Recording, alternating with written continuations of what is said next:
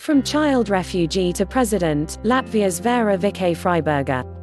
In the beginning, let me introduce her with some photos. This is the photo of Vaira Vike-Freiberga when she was 5. It was in 1942. Soon afterwards, she became a refugee. Another photo of hers when she was aged 11 in Daourat, Morocco. In this photo the Germans who swept into Latvia in July 1941 and took many Soviet prisoners.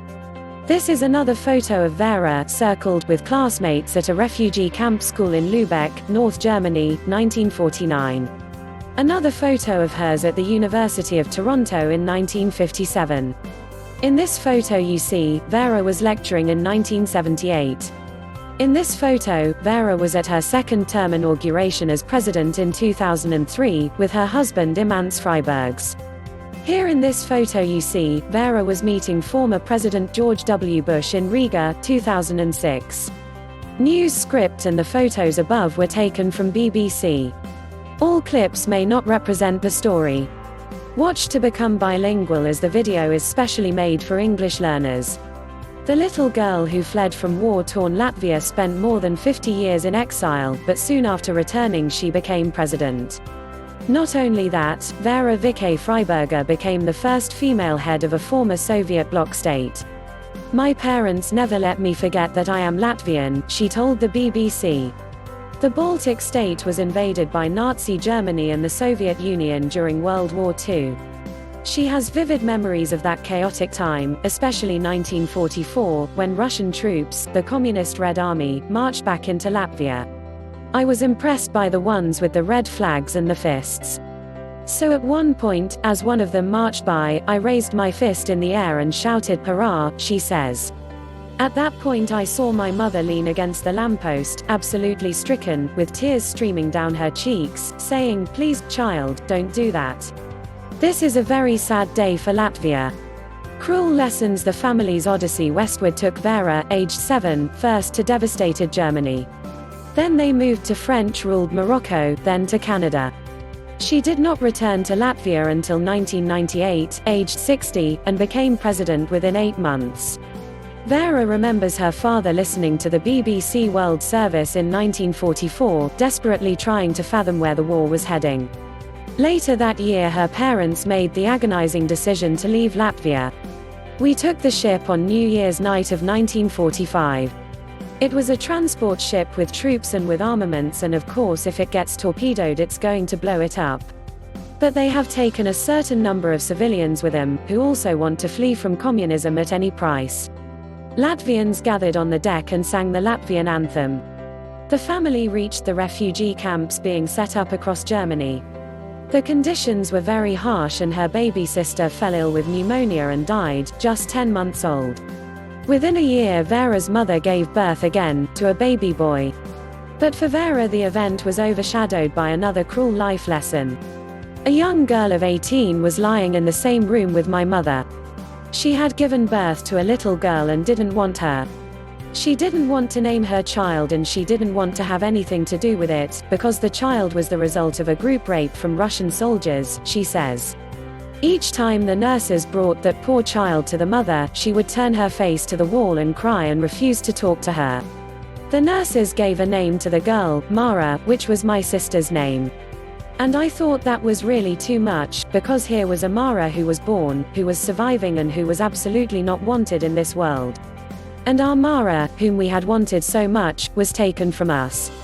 I realized that life was really very strange and certainly very unfair. Child marriage scare. At the age of 11, Vaira had to move again, to Casablanca in French Morocco. "We were thrown out, as it were, from a truck in the middle of the night in what turned out to be a small, temporary village. It was a world in miniature," she says. "There were French people there were all sorts of foreigners, Spaniards from the time of the Civil War, Italians and old Russian émigrés from the European Quarter in Shanghai.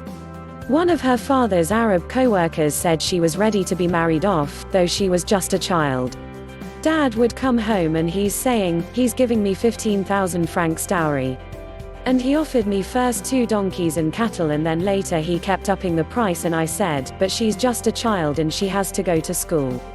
He said, that's all right, we're willing to let her finish school. Her parents laughed at that, but Vaira was alarmed. Sexist professor. Soon, however, the family moved to Canada. Vaira got a job at a bank, aged 16, and went to night school. She eventually made it to the University of Toronto.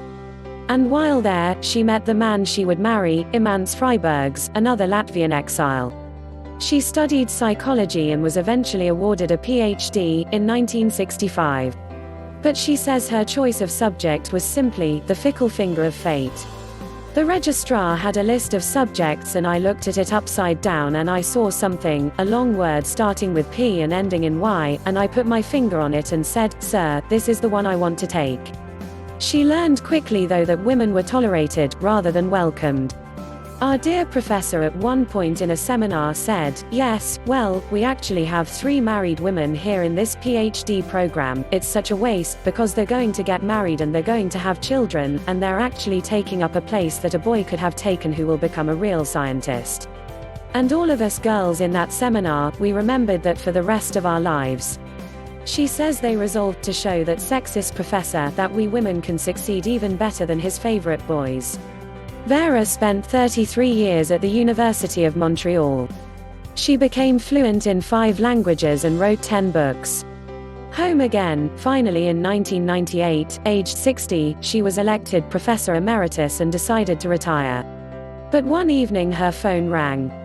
It was the Prime Minister of Latvia. And Vaira got the offer to head a new Latvian institute.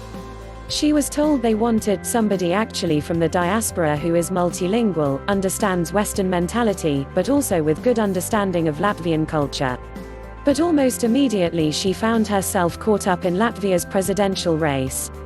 She gave up her Canadian passport to run for election and, just 8 months after returning, she became Latvia's first female president. At one point her approval ratings soared to 85%. I was somebody who was not interested in making money or anything like that, but simply in doing a job. And there was great enthusiasm amongst certain newspapers to find things to criticize, for instance, that I was a great spendthrift, having lived a life of luxury in the West. Complete fabrications, she says. I discovered that if you couldn't trust the media, you have to go directly and speak to the people. She was instrumental in Latvia joining both NATO and the European Union in 2004. Being a woman was an advantage. I remember at the Istanbul NATO summit, President George W. Bush took me by the elbow, because I had high heels and it was a gravel path, and we walked slowly along. I did all I could to tell him how important it was to enlarge NATO and to make sure that Latvia was included and how much progress we had made and how full of goodwill we were. We were walking slowly and enjoying ourselves, and I was doing my best to pour as much Latvian propaganda into his ear as I could. I didn't think it hurt at all, she says. Vaira's second term ended in 2007, a few months before her 70th birthday.